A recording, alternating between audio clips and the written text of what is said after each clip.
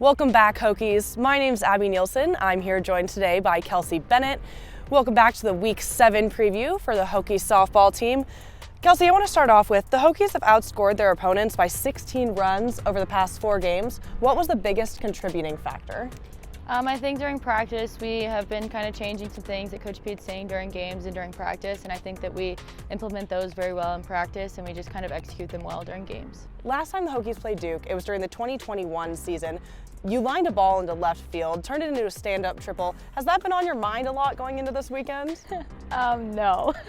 Everybody knows that I get pitch ran for a lot, especially even if I walk or single, so it was just barreling up a ball and trying to get in a scoring position for my teammate to hit me in or whatever. But no, I don't normally hit triples, so that was a rare occurrence for me. The Hokies are on a 4-game win streak right now. What are you guys going to do to keep that streak going through this weekend? I definitely don't think that we think about win streaks or lose streaks or whatever, but we just gotta kind of keep going pitch to pitch and keep battling in at bats and having good at bats and staying solid on defense to keep us going through this weekend. And your walk-up song, Crazy Train, do you have a story behind why you picked that? One of my players that I look up to is Chipper Jones, and he was in Atlanta Braves, and I'm obviously a Georgia Peach, so I chose to go with him just for my 5th year as a senior, so I just thought that was a good matchup for me. You mentioned your birthday was coming up here next week on the 4th. What are you going to do to celebrate? I've never really gotten to celebrate my birthday outside of ball, and we have a doubleheader against Longwood, so hopefully we walk away with 2 dubs, but hopefully we can celebrate with a dinner or something after. Mr. Bill, hey, Mr. Bill, Chipotle, that'd be nice. But yeah, just hopefully walk away with 2 dubs. Sounds good. Thank you for tuning in, and stop by Tech Softball Park this weekend for the Hokies 3-game series against the Duke Blue Devils. Welcome back, Hokies. I'm Abby Neilson, joined by sophomore pitcher Emma Lemley. What was your reaction to being named ACC Pitcher of the Week for the 4th time in your career? What did you do to celebrate? Honestly, I was a little surprised. I mean, I wasn't expecting it. I had an all right weekend. I beat Texas, so that was a good game. You know, I was a little surprised. Right now, you rank 1st in the ACC in pitching, 2nd nationally with 75 strikeouts. How does that feel to rank 2nd in the nation right now? I mean, that's pretty cool. I actually didn't even know that until my dad told me. He's like, you know, you're 2nd in the nation in strikeouts, and I was like, oh, really? Like, how many do I have? And he said 75, and I was like, oh wow, that's kind of crazy. You know, I don't really think I think about it when I'm like on the field or even like after the games or stuff about how many strikeouts I had. You know, just kind of trying to do my thing out there. Yeah, and you mentioned the recent win against Texas. The Hokies have yet to play a home game here in Blacksburg. I mean, what's that going to be like playing in front of those Hokie fans here at the park for the first time this weekend? We are so excited. I mean, I know it's spring break starting tomorrow, so hopefully we get some students here. But you know, we're really excited to have, you know, all of our Hokie fans, Hokie softball fans in one place again.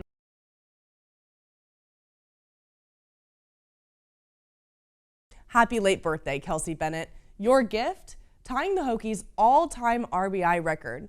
With her 161st RBI against UVA, infielder Kelsey Bennett needs just 1 more RBI to be the sole holder of the Hokies' all-time RBI record. But Bennett wasn't the only player to tie a record this week. Outfielder Emma Ritter tied the Hokies' single-game doubles record, hitting 3 against Longwood, sweeping the competition. Let's talk more about Emma Ritter's game against Longwood. She recorded 4 hits, 3 doubles, and 4 RBIs. Batting .393 on the season, there's no doubt the Hokies' best hitter is Emma Ritter. She leads in just about every major statistical category. Out of players who have played in at least 75% of games, she leads the team in batting average, OPS, runs, hits, doubles, total bases, slugging percentage, and on-base percentage. Along with Jamie Bailey, Emma Ritter also leads the team in triples and RBIs. And last but not least, in a 4-way tie with Jamie Bailey, Bree Peck, and Addie Green, Emma Ritter also leads the team with 10 home runs. I just named almost every major statistical category, and sure enough, Emma Ritter's name is right at the top of the list.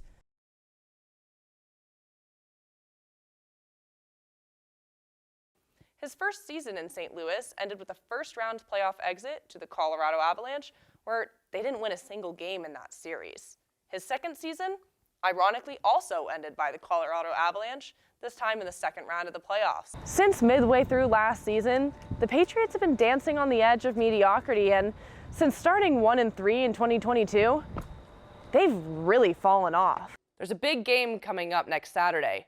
UNC plays Pitt. Think of this game as an ACC Coastal Championship game because chances are the winner of the UNC Pitt game also wins the Coastal Division. What went wrong for the Hokies on Wednesday night? I mean, it seems like the Hokies just can't get past Boston College.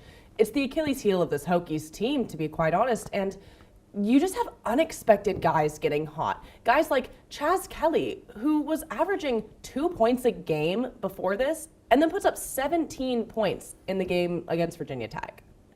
Can James Robinson find his former shine with the Patriots? Juju Smith-Schuster returned to his old Steelers form, and Mike Gesicki maybe do a couple more gritties in the end zone? We'll find out. For Duke and Miami, this weekend is especially important. The loser of the Duke-Miami game will essentially be out of contention for champion of the ACC Coastal. It's going to be really tough for the Hokies. They might have to win out the rest of the way and do some damage in the ACC tournament as well. And it's a similar situation to last year. You know, you have a Hokies team that went on a losing streak, and last year they did go on to win the ACC, of course getting them a bid to March Madness, but it seems like they're going to need to do that again this year to make March Madness at least an appearance in the ACC championship game, and even then, that may not be enough. At this point, it looks like the Hokies are going to need to win the ACC to make an appearance in March Madness. Ramondre Stevenson rushed for over 160 yards against Detroit, although he failed to find the end zone, as the Patriots offense did for most of the day. What are the Hokies looking for on that team to game plan for? I think there's two players you really have to focus on here, Nate Laszewski and Cormac Ryan. Both have been shooting incredibly, great shooters, but looking at Nate Laszewski, he's averaging 14 points a game and 7 rebounds. It's really going to come down to the Hokies' ability to stop him. In the final year of the classic ACC Coastal Clashes, make sure to tune in for the end of the season as the closing stretch is coming in here in the ACC. The Revolution currently have 41 points and are 10th in the Eastern Conference. This is a far cry from the ending many Revolutions fans expected, seeing as Revolution won the Supporters' Shield just last season. Contesting threes better, we saw against Boston College. Boston College made almost half their three-point attempts. That simply cannot happen again if Virginia Tech's looking to win this game. And to add on to that, just shooting the ball at better opportunities. Boston College had significantly more rebounds than Virginia Tech, and part of the reason for that is Virginia Tech is just shooting, and missing. Don't just take the shot because it's there. Take the shot at the right opportunity. I think that's something Virginia Tech really needs to hone in on in order to get this win against Notre Dame. Abby, this is a special team brewing in Blacksburg right now. Well, you have Liz Kitley and Georgia Amor. It's not often you get two generational talents like that on a team at the same time, and not to mention, this team has a lot of chemistry. They've been playing together for a couple of years, lots of seniors. It's win now time in Blacksburg. Georgia Tech has a small chance at winning the ACC Coastal, but with games remaining against Florida State, UNC, and #1 ranked Georgia, it's hard to imagine them finishing with a better record than both UNC and Pitt. But what do the Patriots need to do to get that 7th ring? Well, free agency, it hasn't been all of that. Losing Jacoby Myers to Vegas, Damian Harris to Buffalo, Jonnu Smith traded to Atlanta, and Patriots star Devin McCourty to retirement. Atlanta would go on to score in the 81st minute on an impressive Josef Martinez bicycle kick, but New England would quickly retake the lead in the 85th minute as Gustavo Bose scores his 8th goal of the season. Right now, the ACC Coastal is North Carolina's to lose. UNC sits at 6-1 overall and undefeated in the ACC. There's some new names coming to New England too. Juju Smith-Schuster, wide receiver, formerly on the Kansas City Chiefs, to a 3-year, $33 million deal. Mike Gesicki, former tight end of the Dolphins, on a 1-year deal worth up to $9 million, and former undrafted running back for the Jaguars and Jets, James Robinson, on a 2-year deal up to $8 million.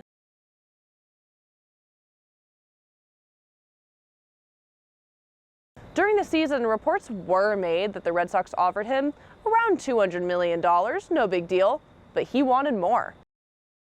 The Red Sox finished their regular season 78-84, last in the competitive American League East.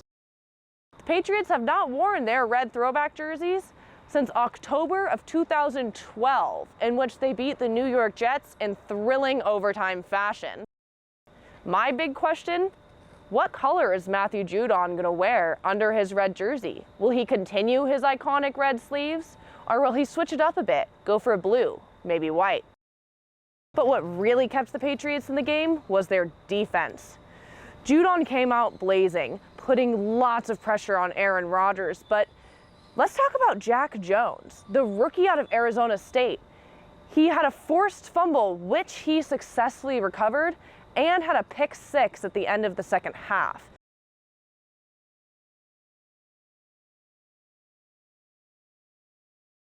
Hello, Red Sox fans. I'm Abby Neilson, public address announcer for your Yarmouth Dennis Red Sox, and I'm here with some exciting news.